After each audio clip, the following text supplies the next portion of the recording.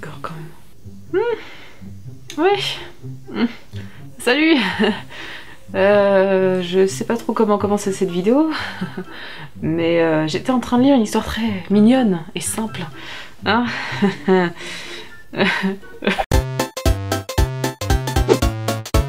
Bienvenue sur la chaîne des Tabliarons. On va pas parler de Clamp aujourd'hui, mais d'une histoire tout aussi simple que X. Non, c'est pas vrai. Plus c'est tordu et compliqué, et plus j'adore parce que je veux tout comprendre. Je veux savoir le pourquoi du comment, quel est le lien entre tel et tel personnage, pourquoi lui, il fait ça maintenant et pas avant, ou après, pourquoi ce truc là, c'est quoi d'ailleurs? Enfin bref, j'ai trouvé un jeu qui réunit tout ça. Undertale. Je suis sûre qu'il y en a plein qui sont comme ça.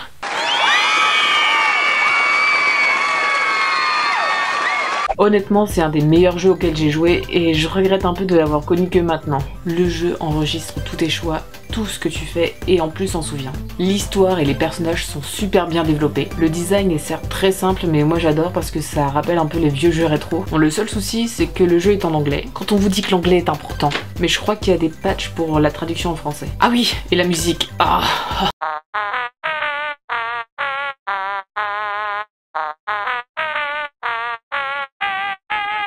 Non, c'est pas vrai.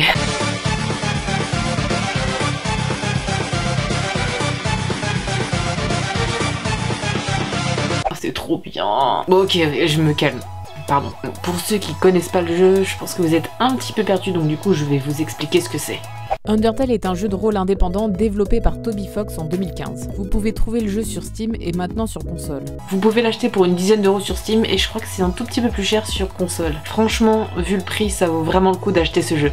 Vous incarnez ce petit personnage que vous pouvez renommer. On ne sait pas si c'est une fille ou un garçon, ni son histoire, ni même son vrai nom. Pratiquement rien en fait. Nous savons juste que c'est un enfant tombé dans l'underground, le souterrain, une partie isolée sous terre, séparée de la surface par une barrière magique et peuplée de monstres. Nous apprenons qu'autrefois les monstres et les humains vivaient ensemble en paix, mais les monstres furent bannis de la surface après une guerre entre les deux races. Le début est très mystérieux, on sait pas qui on est, on sait pas vraiment où on atterrit, et on est perdu dans un endroit infesté de monstres. Mais du coup ça donne envie d'avancer et de comprendre le pourquoi du comment. Le premier personnage qu'on rencontre est une mignonne petite fleur qui nous explique un peu comment le jeu fonctionne.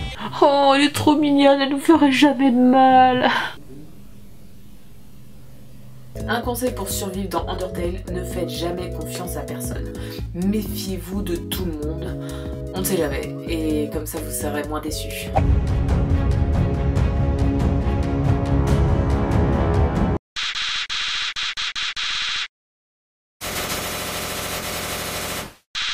Flowey nous met tout de suite la pression en nous faisant bien comprendre que dans ce monde c'est soit tuer ou être tué. Surtout pour un petit être humain, c'est dangereux de se promener seul dans l'underground. Donc il ne faut pas hésiter à éliminer l'adversaire pour gagner de l'XP et du LV pour devenir plus fort et ne pas se faire tuer. Heureusement, Toriel vient nous sauver et nous prend sous son aile. Elle nous apprend à résoudre les énigmes et conclure les combats de façon pacifique en parlant aux monstres. Déjà là, ce qui est très intéressant, c'est qu'on vous propose deux façons de combattre. Soit vous tuez le monstre tout simplement, ou soit vous terminez le combat de façon pacifique sans tuer personne. Et tous vos choix sont importants. Vraiment. Vraiment, vraiment. Oui. Tout ce que vous allez faire va compter pour la fin du jeu. Certains personnages se souviendront de ce que vous avez fait, même si vous recommencez une partie. Et d'ailleurs, tous les personnages sont importants. Bon bref, tout est important, voilà, tout est important dans ce jeu. Prenez bien le temps d'explorer tout le jeu et d'écouter ce que les personnages vous diront. Ce que j'adore dans ce jeu, c'est que le développeur a vraiment fait attention à tous les détails. Il y a plein de détails qui vous feront mieux comprendre l'histoire et même certaines relations entre personnages. Avec le choix de comment vaincre les adversaires, vous aurez forcément plusieurs fins différentes. Vous avez la fin pacifiste où vous décidez de ne tuer personne. La fin neutre où vous éliminez certains monstres et vous en épargnez d'autres. Et enfin, la fin génocide où vous décidez de tuer tout le monde. Pour comprendre toute l'histoire, vous aurez forcément besoin de rejouer plusieurs fois au jeu et de changer de stratégie à chaque partie. Ça vous permettra de faire attention aux détails et de voir les différentes réactions des personnages face à votre jeu. Et souvenez-vous que le jeu n'oublie pas. Le quatrième mur est brisé et le jeu sait que vous savez qu'ils savent, que nous savons ce que vous avez fait. Ouais, c'est un peu perturbant, mais l'avantage, c'est que vous n'aurez jamais le même gameplay quand vous recommencerez une partie. Et ça c'est bien parce que grâce à ça, la durée de vie du jeu est bien allongée. Et aussi parce que il faut vaincre les boss. Et je peux vous dire qu'il y en a où tu t'arraches les cheveux. Je vais maintenant vous expliquer comment marchent les combats. Alors vous voyez là, c'est votre petit cœur qui représente votre âme et en mode combat, il est enfermé dans une petite boîte. Les combats marchent en tour par tour avec le choix d'attaquer, de faire une action, d'utiliser un objet et d'épargner. Après votre action, le monstre vous envoie son attaque et vous devez l'éviter dans votre petite boîte. Autant vous dire que des fois c'est coton quand vous avez des attaques comme ça.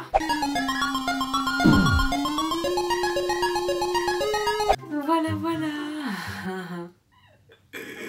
Alors quand vous gagnez de l'XP et que vous obtenez des PV en plus, ça va, mais quand vous faites tout le jeu avec seulement 20 PV, autant vous dire que ça part vite. Et comme le jeu est un peu pervers, certains boss comptent le nombre de fois qu'ils vous ont tué. Oh bah je t'ai tué déjà 2500 fois, tu devrais vraiment abandonner. T'es sûr de vouloir continuer? Du coup, prenez de quoi vous soigner, vraiment. Achetez toute la bouffe que vous pouvez, faites des stocks et gardez-les pour les boss. Parce que vous allez vous en manger plein la gueule. Le but de votre quête, vous l'aurez compris, est de remonter à la surface et revenir dans le monde des humains. Durant l'aventure, vous apprenez la cause de la guerre entre les humains et les monstres. Azriel, fils d'Asgore, qui est le roi de l'Underground, et de Toriel, est devenu ami avec Kara, un enfant humain lui aussi tombé dans le souterrain et qui a été ensuite adopté par ces deux derniers. Un jour, l'enfant est fatalement empoisonné par des fleurs. Lorsqu'Azriel ramène le corps aux humains, ceux-ci l'attaquent et le tuent, croyant que l'état de l'enfant a été causé par Azriel. En apprenant cela, Asgore est amené à leur déclarer la guerre.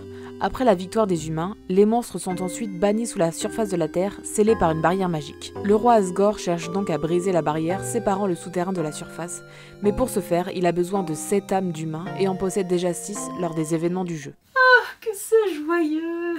Et plus vous avancerez dans l'histoire et plus vous vous attacherez aux personnages. Et si vous décidez de faire la route génocide en deuxième, va falloir tous les tuer. Tous. Mais honnêtement, il y en a qui sont tellement durs à tuer que quand vous les aurez éliminés, vous serez content.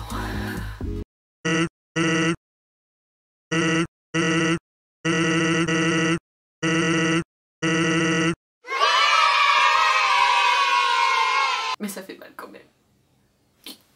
Plus sérieusement, chaque personnage va vous aider à avancer dans l'histoire. N'hésitez pas à interagir avec eux, à les appeler et revenir en arrière, vous aurez des dialogues et des scènes cachées qui sont des fois très drôles. Par exemple, vous pourrez avoir un rendez-vous avec le grand Papyrus. J'arrive pas à croire que je me suis pris un râteau.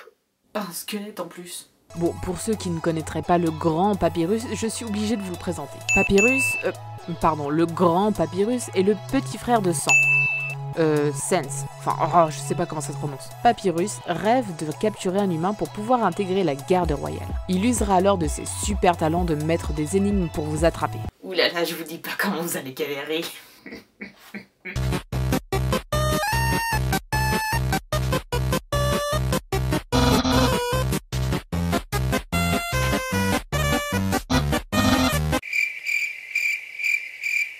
Et c'est un très bon cuisinier.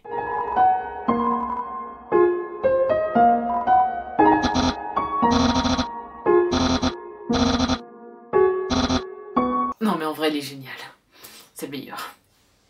On ne connaît pas vraiment l'histoire de Sense et de Papyrus, à part qu'ils sont arrivés un jour à Couve-Neige et s'y sont installés. Sense est un peu dur à cerner au début, on a un peu de mal à lui faire confiance, et peut-être que vous devriez ne pas lui faire confiance. Observez-le bien car il en sait plus que vous ne le pensez. C'est un gros malin. La relation entre les deux personnages est vraiment très forte, même s'ils ne se le montrent pas. C'est vraiment des petits chouchous d'Undertale. Évidemment, tous les autres personnages sont plus ou moins attachants. Même les monstres que vous affrontez tout au long du jeu, on s'y attache. Pour ne pas gâcher votre plaisir à découvrir le jeu, je vais pas raconter tout sur les personnages, sur l'histoire ou ses détails. Et en plus, on y est encore dans 2 heures. Pour ceux qui ont déjà joué, dites-moi par quelle route vous avez commencé, ce que vous avez préféré. Je suis curieuse, je veux tout savoir. Et pour ceux qui n'ont pas encore joué, j'espère que ça vous a donné envie de découvrir Undertale. Mais avant de terminer cette vidéo, je vais vous donner quelques petits conseils pour profiter au mieux de votre première partie. Je vous conseille de commencer par la route pacifique en ne tuant aucun ennemi et de refaire une partie en mode génocide. Je trouve que c'est plus logique pour comprendre l'histoire et les personnages. Prenez de quoi vous soigner. Je me suis fait avoir comme une courgette pour affronter Asgore, sans argent et sans rien pour me soigner, parce que je me suis dit oh c'est bon, je suis pacifique, il me fera pas de mal. Non. Ne soyez pas aussi bête que moi. Même si vous mourrez 35 000 fois en combattant un boss, n'abandonnez pas, jamais. Soyez déterminés, vous finirez par y arriver. Explorez la carte et profitez tout simplement. Voilà, j'espère que vous avez apprécié cette vidéo. Merci encore 2000 fois de nous suivre encore. Partagez la vidéo si vous aimez Undertale et si vous avez envie de le découvrir. Vous pouvez nous suivre sur les réseaux sociaux, on poste des trucs marrants. Et si vous voulez aussi, on a un Tipeee si vous voulez nous soutenir. Surtout, restez bizarres, à la prochaine émission.